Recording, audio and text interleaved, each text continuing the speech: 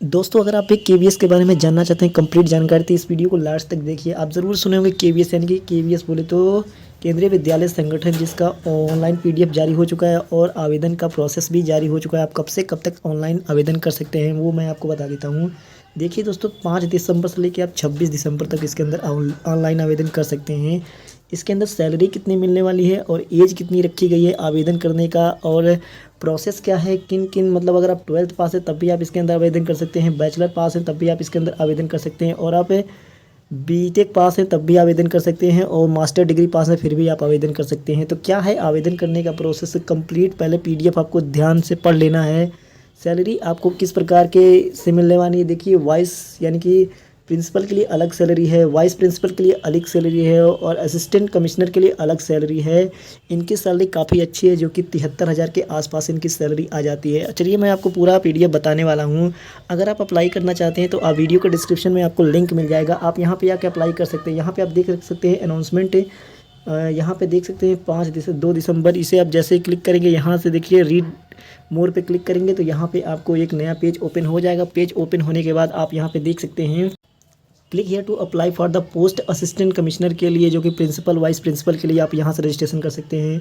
यहाँ से आपको अगर रजिस्ट्रेशन करना है यानी कि अप्लाई करना है फॉर्म, तो यहाँ पे पीजीटी यानी पोस्ट ग्रेजुएट टीचर के लिए अप्लाई कर सकते हैं। यहाँ से आप केवीएस यानी अप्लाई द टीजीटी के लिए अप्लाई कर सकते हैं, प्लस नॉन केवीएस के भी अप्लाई कर सकते हैं। और यहाँ से अगर अप्लाई करना है तो click here to the librarian and non teaching के लिए आपसे अप्लाई कर सकते हैं। इसका पीडीएफ चलिए मैं आपको दिखा देने वाला हूँ, पीडीएफ में क्या क्या बताया गया है। तो चलिए आपको पीडीएफ मैं वीडियो के डिस्क्रिप्शन में दे दिया हूँ, टेलीग्राम पर भी मैं आपको दे दूंगा, आप वहाँ से देख सकते हैं जाके। चलिए मैं ओपन करता हूँ पीडीएफ पहले। दोस्तों, जैसे मैं पीडीएफ ओपन करना हो तो ये आपको लिस्ट दिखा देता हूँ, जिसमें प्राइमरी टीचर के 6,000 से ज़्यादा पद खाली हैं, प्राइमरी टीचर म्यूज़िक के 303, पोस्ट ग्रेजुएट के 1,400, ट्रेंड ग्रेजुएट के 3,000 से ज़्यादा पद खाली है, जूनियर के लिए कितना खाली है 700, और वहीं हिंदी ट्रांसलेटर के 11, स्टेनोग्राफर के लिए, जो कि यहाँ पे आप देख सकते हैं इसकी वैकेंसी, यहाँ प्रिंसिपल की वैकेंसी देख सकते हैं, यहाँ पे वाइस प्रिंसिपल की वैकेंसी देख सकते हैं।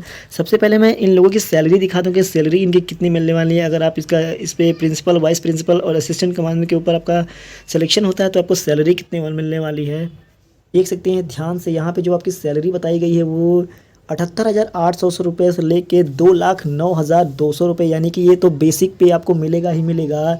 प्लस आपके पास जो डीए मिलेगा वो अलग है, प्लस टीए अलग है, टीए अलग है, डीए अलग है, महंगाई भत्ता प्लस ये सब अलग है। इसके अंदर जैसे आप आवेदन करना चाहते हैं तो आपके पास कौन कौन सी डिग्री होनी चाहिए, तो यहाँ पे आपको मास्टर डिग्री होनी चाहिए, बीएड पास होना चाहिए, एक्सपीरियंस भी आपको होना चाहिए।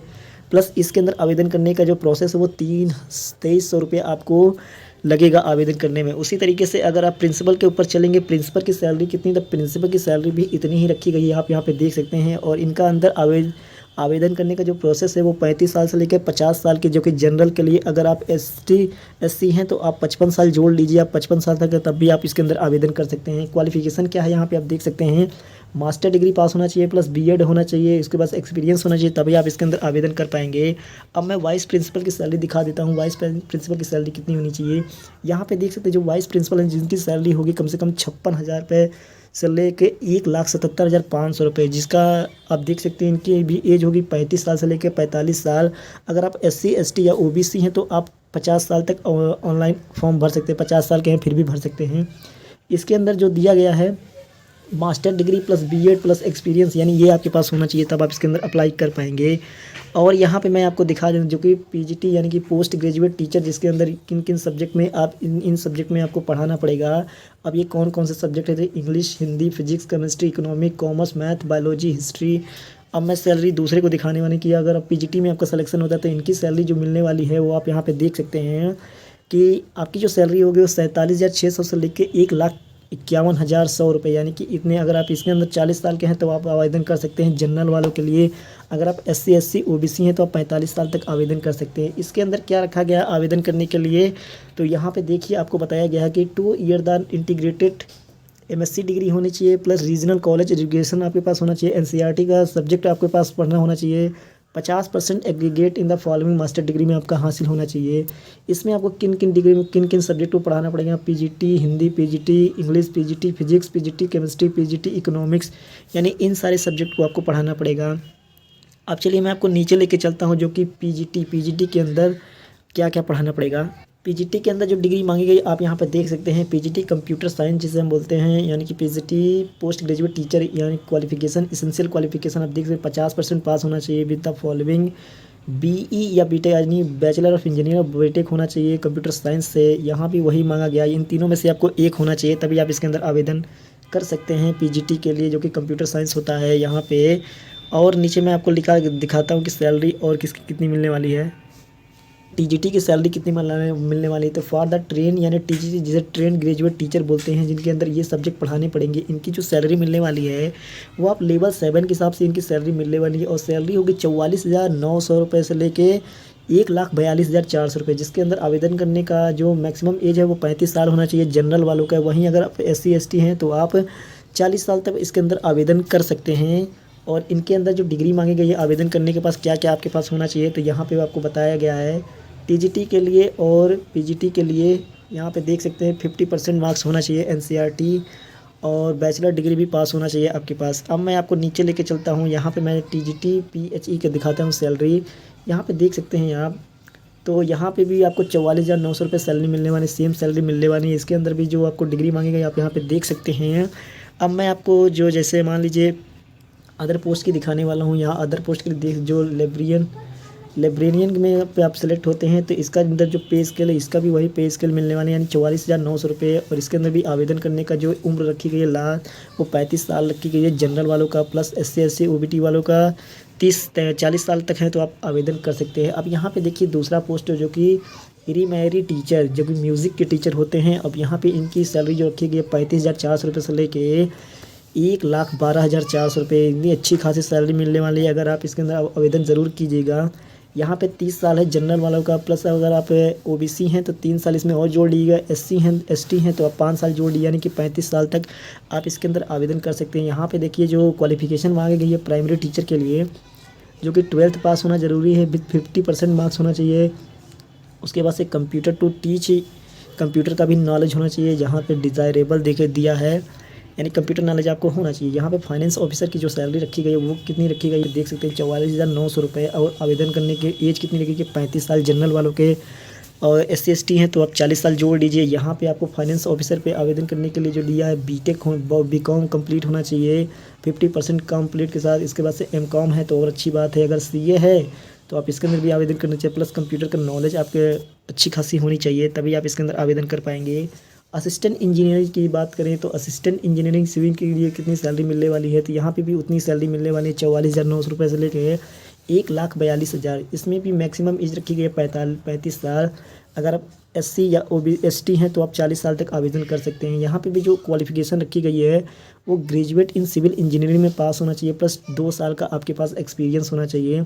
अगर ये नहीं है तो आप ये होना चाहिए 3 साल का डिप्लोमा होना चाहिए सिविल इंजीनियरिंग में, और जिस ब्रांच से आपको पूछा जा रहा है उस ब्रांच का नॉलेज होना चाहिए। प्लस अगर मैं आपको यहाँ पे दिखाऊँ असिस्टेंट सेक्शन ऑफिसर में जो आपको सैलरी मिलने वाली है वो 35,400 रुपये से लेके 1,12,400 रुपये तक सैलरी मिलने वाली है। इसके अंदर जो एज रखी गई है वो जनरल वालों की 35 रखी गई है, OBC वालों को 38 हो जाएगी और SC ST वालों को 40 हो जाएगी। यहाँ पे आप अगर क्वालिफिकेशन की बात करें तो ग्रेजुएट पास होना चाहिए, 3 सालों का एक्सपीरियंस बताया गया है। गवर्नमेंट ऑटोनमस बॉडीज़ के लिए आपको नॉलेज होना चाहिए, प्लस कंप्यूटर का भी आपके सामने नॉलेज होना चाहिए। यहाँ पे आपको सबसे पहले बता ही दिया गया है। और यहाँ पे अगर हम बात कर लेते हैं हिंदी ट्रांसलेटर का, तो इसके जो सैलरी मिलने वाली है वो लेवल 6 के हिसाब से आपको सैलरी मिलेगी 35,400 रुपये से लेके 1,12,400 रुपये तक। इसमें भी जो आपकी एज रखी गई है वो 35 साल तक जनरल वालों की रखी गई है, प्लस अगर आप OBC हैं SC ST हैं तो आपको छूट मिलेगी। यहाँ पे हिंदी ट्रांसलेटर पे अगर आप आवेदन करने के बारे में सोच रहे हैं तो या तो मास्टर डिग्री आपके पास होना चाहिए, या तो master degree in the university English Hindi इसमें है तो भर सकते हैं।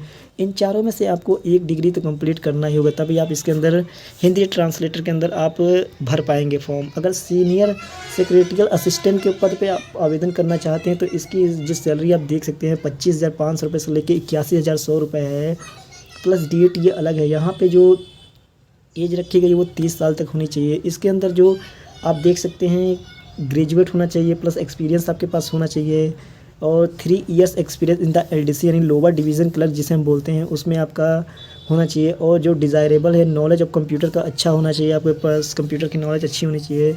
अब वहीं अगर हम स्टेनोग्राफर सेकंड की बात कर ले तो यहाँ पे जो आपकी सैलरी मिलने वाली 25,500 रुपये से लेकर 81,100 रुपये तक मिलने वाली है। जो जनरल वालों की एज बताई जा रही है वो 27 साल, लेकिन अगर आप ओबीसी हैं तो 30 साल जोड़ लीजिएगा, SC ST हैं तो आप 32 साल जोड़ लीजिए, आप इसके अंदर आवेदन कर पाएंगे। यहाँ पे जो स्टेनोग्राफर का क्वालिफिकेशन मांगा गया है वो अगर आप 12th पास हैं, देखिए यहाँ पे 12th पास है तो आप इसके अंदर आवेदन कर सकते हैं। प्लस आपको स्किल टेस्ट नॉर्मल्स होगा, फिर डेडिकेशन होगा, 80 वर्ड पर मिनट आपकी टाइपिंग भी होनी चाहिए, यहाँ पे आपको बताया गया है। अगर आप ये क्वालिफाई नहीं करते हैं तो आप इसके अंदर फॉर्म मत भरिएगा, लेकिन अगर आपके पास है तो आप इसे भरिएगा ज़रूर, क्योंकि ये अच्छी वैकेंसी है। यहाँ पे देख सकते हैं जूनियर सेक्रेटरियल असिस्टेंट, जिसकी भी सैलरी होती है 19,900 रुपये से लेकर 63,200 रुपये होने वाली है। इसके अंदर जो जनरल वालों की एज बताई जा रही है वो 27 साल बताई जा रही है। और यहाँ पे भी अगर क्लास 12th पास है तो आप आवेदन कर सकते हैं। प्लस 35 वर्ड पर मिनट और हिंदी में 30 वर्ड पर मिनट आपके पास होना चाहिए, यहाँ पे अब बताया गया है। कंप्यूटर का अच्छा खासा नॉलेज होना चाहिए एप्लीकेशन फॉर्म भरने के लिए। और यहाँ पे आपको जो एज रिलैक्सेशन दिया है वो मैं आपको बता ही चुका हूँ, जो कि 3 यहाँ पे पहले ही दिया है। अगर आप दिव्यांग हैं तब भी आप इसके अंदर आवेदन कर सकते हैं। आवेदन करने का कब से प्रोसेस है मैं आपको बता ही चुका हूँ, जो कि 5 दिसंबर से लेकर 26 दिसंबर तक इसका ऑनलाइन आवेदन चलेगा। अब मैं आपको फ़ीस बता देता हूँ। अगर आपका जैसे आप उत्तर प्रदेश से हैं तो उत्तर प्रदेश से किन किन शहर वाले भर सकते हैं, यानी कि उत्तर प्रदेश के ये ऑल इंडिया का जॉब है, यानी कि किसी भी राज्य से लोग अप्लाई कर सकते हैं फॉर्म। काफ़ी बड़ी वैकेंसी है और इसके अंदर देख सकते हैं सभी राज्यों का नाम दिया गया है। उत्तर प्रदेश का भी नाम है, बिहार का भी नाम है, तमिलनाडु का, मध्य प्रदेश का, सभी राज्यों का नाम है। अब चलिए मैं आपको दिखा देता हूँ किस डिपार्टमेंट की यानी किन पोस्ट के लिए कितनी आपको फ़ीस देनी पड़ेगी, वो मैं आपको दिखा देता हूँ। यहाँ पे देखिए, अगर सारी यहाँ पे डिटेल में आपको बता रही हूँ। देखिए, असिस्टेंट कमिश्नर के लिए 2300 रुपये फ़ीस लगेगी, प्रिंसिपल के लिए 2300 लगेगी, वाइस प्रिंसिपल के लिए 2300 रुपये फ़ीस ऑनलाइन सबमिट करना पड़ेगा अगर आप फॉर्म भर रहे हैं तो। फाइनेंस ऑफिसर के लिए 1500 रुपये रखी गई है, असिस्टेंट सिविल इंजीनियर के लिए 1500 रुपये रखे गए, PGT के लिए 1500 रुपये, TGT के लिए 1500 रुपये, लिब्रेनियन के लिए 1500 रुपये, PRT म्यूज़िक के लिए 1500 रखा गया, असिस्टेंट सेक्शन ऑफिसर का 1500 रुपये देना पड़ेगा ऑनलाइन करते समय, हिंदी ट्रांसलेटर का 1500 देना पड़ेगा, सीनियर सेक्रेटरियल असिस्टेंट का 1200 रुपये लगेगा, वहीं स्टेनोग्राफर का 1200 लगेगा, वहीं जूनियर सेक्रेटरियल असिस्टेंट का 1200 रुपये लगेगा। आप यहाँ पे देख सकते हैं पूरा चार्ट यहाँ पे दिया गया है। अब अप्लाई कैसे करना है? अप्लाई करने से पहले आपको कुछ बातें शर्तें आपको ध्यान देना है कि जो आपका मोबाइल नंबर होना चाहिए और जो ईमेल होना चाहिए वो आपका प्रॉपर अपने मोबाइल में लॉगिन होना चाहिए, उसी पे सारी अपडेट आपको आएगी। और यहाँ पे आपको बताया जाएगा कि जब आपका इंटरव्यू होगा, सबसे पहले तो आपका एग्ज़ाम होगा, एग्ज़ाम होने के बाद, एग्ज़ाम क्लियर करने के बाद फिर आपका मोबाइल पे मैसेज आएगा वेरिफिकेशन के लिए, फिर आपके डॉक्यूमेंट को वेरिफिकेशन होगा। जो आप हाई स्कूल में नाम और नेम है वैसी को आपको आगे की ओर लेके जाना है, वही नाम हर जगह मेंशन करना है। यहाँ पे देखिए, सबसे पहले आपको क्या दिया है कि रिटन प्लस इंटरव्यू या स्किल टेस्ट ये सब होगा। यहाँ पे जब आप इसके अंदर फाइनल सिलेक्शन होगा तो पूरा आपके जानकारी चेक की जाएगी और डॉक्यूमेंट को वेरिफिकेशन किया जाएगा। आई होप, आशा करते हैं कि वीडियो आपको अच्छी लगी। वीडियो को लाइक कर दीजिएगा और चैनल को सब्सक्राइब कर दीजिए। जय हिंद, जय भारत।